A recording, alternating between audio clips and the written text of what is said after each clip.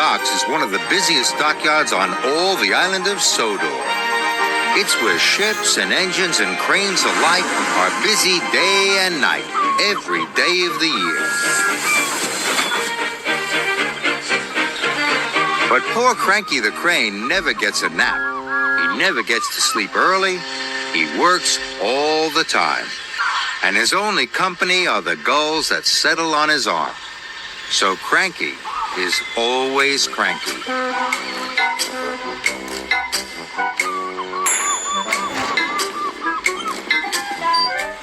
Ahoy there, Cranky, cried Salty. Where have you been, snapped Cranky. And a good day to you too, Captain. Bill and Ben arrive for work, full of mischief. Hurry up, snapped Cranky. I haven't got all day. You're no fun, grumbled Bill. You wouldn't be fun if you were stuck up here. So that's why you're cranky, said Bill.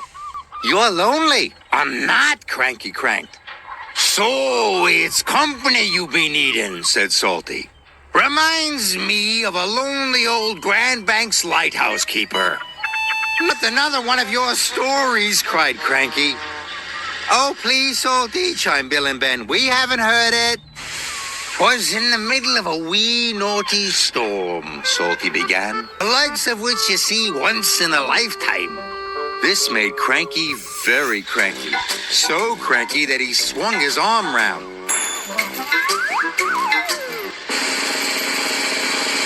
And dropped the pipes onto the tracks instead of the truck.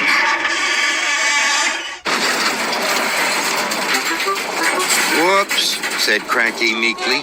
You blown the main now, matey, said Salty. The engines were trapped. You're going to get into trouble, sang Bill and Ben. Sir Topham Hatt was in his office being measured for a new suit. When he heard the news, he left immediately for the docks. Sir Topham Hatt knew that any trouble at the docks could cause confusion and delay. You have made a terrible mess, Cranky, he said sternly. I'm sorry, sir, Cranky whispered. You engines will have to stay here tonight until Harvey clears up this mess in the morning. Cranky's heart sank as Salty uttered those fateful words. That reminds me of a story. It's a bitter cold winter. The brave little ship was stuck until the ice melted the next spring. He barely made it round the cape. After 100 scary days at sea without a scratch, he sailed into port and crashed his bow not 15 feet from my buffers. Luckily, no one was hurt. Except my ears, wailed Cranky. Salty spent all night telling tales of powerful storms, daring rescues, and brave little ships. And when the sun rose, he was still talking, and talking, and talking. I can't take any more, groaned Cranky. Harvey the crane engine arrived. Sir Topham Hatt sent me to help clear away this mess, he puffed proudly.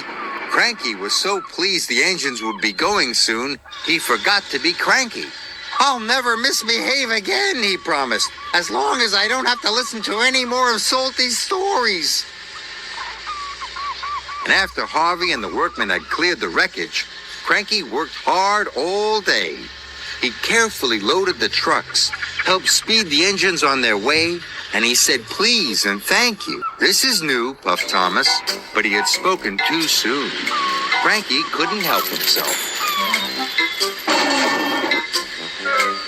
It was nice while it lasted, said Percy. And all the engines laughed.